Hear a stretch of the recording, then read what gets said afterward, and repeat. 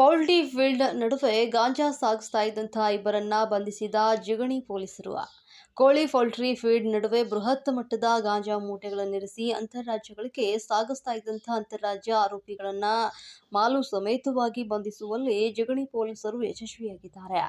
ಆನೇಕಲ್ ತಾಲೂಕಿನ ಕೊಪ್ಪ ಬೇಗೂರು ಮುಖ್ಯ ರಸ್ತೆಯ ಪ್ರಾರ್ಥನಾ ಜ್ಯೂಸ್ ಸೆಂಟರ್ ಬಳಿ ತಳ್ತಾ ಇದ್ದಂತಹ ಟ್ರಕ್ನಲ್ಲಿ ಗಾಂಜಾ ಇರುವ ಖಚಿತ ಮಾಹಿತಿ ಮೇರೆಗೆ ಜಿಗಣಿ ಇನ್ಸ್ಪೆಕ್ಟರ್ ಮಂಜುನಾಥ್ ತಮ್ಮ ಸಿಬ್ಬಂದಿಗಳೊಂದಿಗೆ ಸ್ಥಳಕ್ಕೆ ಧಾವಿಸಿ ಮಾಲು ಸಮೇತವಾಗಿ ವಶಕ್ಕೆ ಪಡೆದುಕೊಂಡಿದ್ದಾರೆ.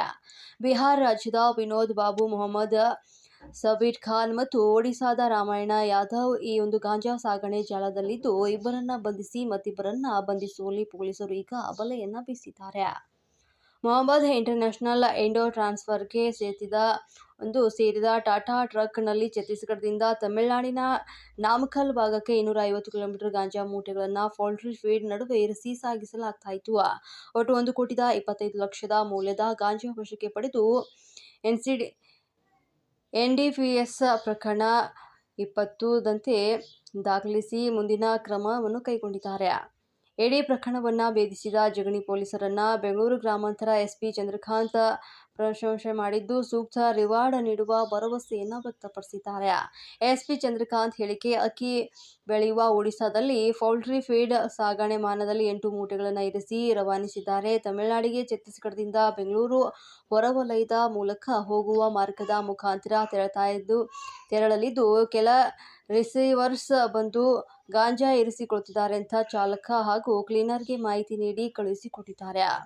ಇದನ್ನ ಬೇರೆ ಕಡೆ ಇರುವ ಬೆಲೆಗೆ ಮಾರಾಟ ಮಾಡಿದ್ರೆ 10 ಕೋಟಿಯಾಗುತ್ತದೆ ಅಂತ. ಮುಖ್ಯವಾಗಿ ಯುವ ಸಮುದಾಯ ಹಾಗೂ ಕಾರ್ಮಿಕರನ್ನ ಗುರಿಯಾಗಿಸಿ ಒಂದು ಗಾಂಜಾ ಸರಬರಾಜಾಗಿದೆ. 0.5 ಗ್ರಾಂ ಪ್ಯಾಕೆಟ್ಗೆ ₹100 ಪಡೆಯುವ ಜಾಲಗಳಿವೆ.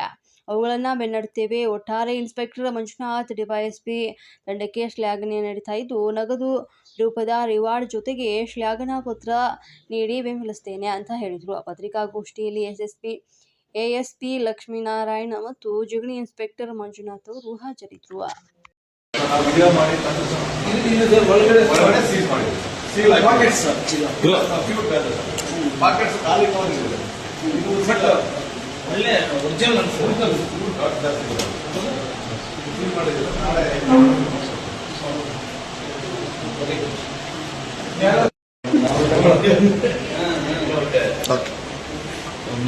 ಸರಿ ಕಡೆ